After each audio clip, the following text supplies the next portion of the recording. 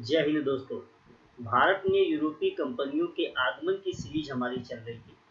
इसमें यूरोपीय कंपनी भारत कैसे आई, रास्तों का खोज कैसे हुआ। तो इस क्रम में हम पुर्तगाली प्रॉपर पढ़ चुके हैं। अगली वीडियो जो ला रहा हूँ मैं आपके सामने, वो है डचों से संबंधित। बेसिकली पुर्तगालियों के बाद डच भारत आए। तो ये वीडियो जो होगी आपकी, वो डचों से संबंधित होगी। तो शुरू करते हैं दोस्तों डच को लेके। बेसिकली डच नीदरलैंड या हालैंड के निवासी हैं। ठीक, ध्यान रखिएगा, डच कौन है? नीदरलैंड या हालैंड के निवासी हैं। और 1602 में डच ईस्ट इंडिया कंपनी की स्थापना होती है। 1602 में डच ईस्ट इंडिया कंपनी की स्थापना होती है।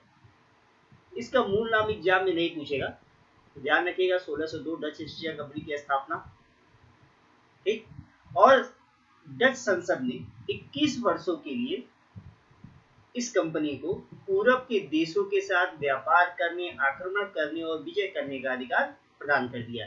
लेकिन दोस्तों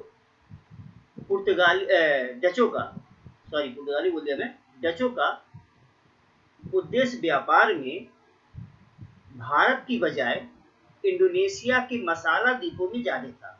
ठीक, उनकी जो रुचि थी वो भारत से कहीं ज्यादा इंडोनेशिया में थी। ठीक, क्योंकि मुख्यतः वो मसाले का व्यापार करना चाहते थे। इसलिए उन्होंने मलक्का जल संधि के क्षेत्र पर और इंडोनेशिया पर अधिकार कर लिया। इससे पहले इन जगहों पर पुर्तगालियों का अधिकार था।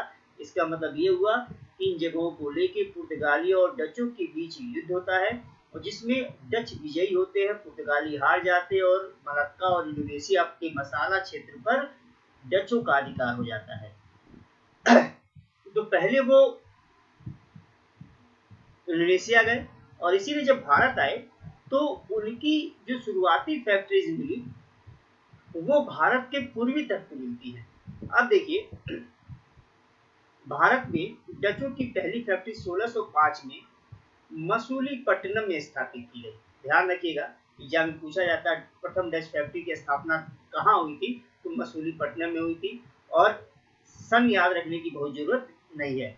डचों की अन्य फैक्ट्रियां जो है पुलिकट में है, सूरत में है, चिंसुरा में है, कराईकल में है, कासिम बाजार, कोचीन, बालासोर, पिपली, आगरा। अब आप ये सोच रहे होंगे कि इतनी फैक्ट्रियों का नाम मैं क्यों आपको गिनवा रहा हूँ।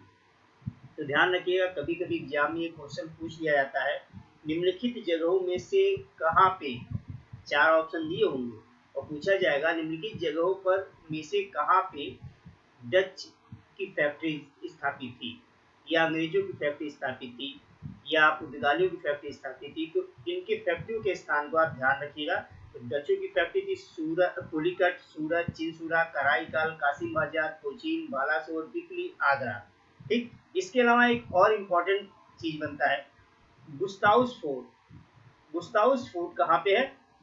चिंसुरा में है। ध्यान रखिएगा, गुस्ताउस फोर्ट चिंसुरा में है। क्योंकि शुरुआती क्रम में डचों का उद्देश्य मसाला के व्यापार के था, उन्होंने प्रयास किया और कोचीन के मुट्टा शासन से डचों को उड़ाकर और क्रांगनूर के बीच के क्षेत्र में काली मिर्च के व्यापार का एक अधिकार मिल जाता है।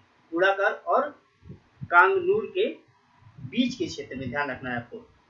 ठीक, उसके बाद 1664 में औरंगजेब ने 3.5% वार्षिक चुंगी पर, ध्यान रखिएगा, औरंगजेब दे रहा है 3.5% वार्षिक चुंगी पर बंगाल, बिहार और उड़ीसा के क्षेत्र में व्यापार का एक अधिकार।